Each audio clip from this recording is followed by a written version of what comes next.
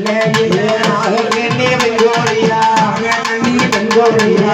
ராஜ மன்னனிடா என்ன சொல்லுவாரா அத்தானே நாகராஜா எனக்கு வைத்த அதிபதிய எனக்கு வாய்த்த அதிபதிய பிச்சை கேட்டு வந்தவர பின்னால வர சொன்னா தாயில்லா பிள்ளைகளை தலையில தான் குட்டியதுண்டா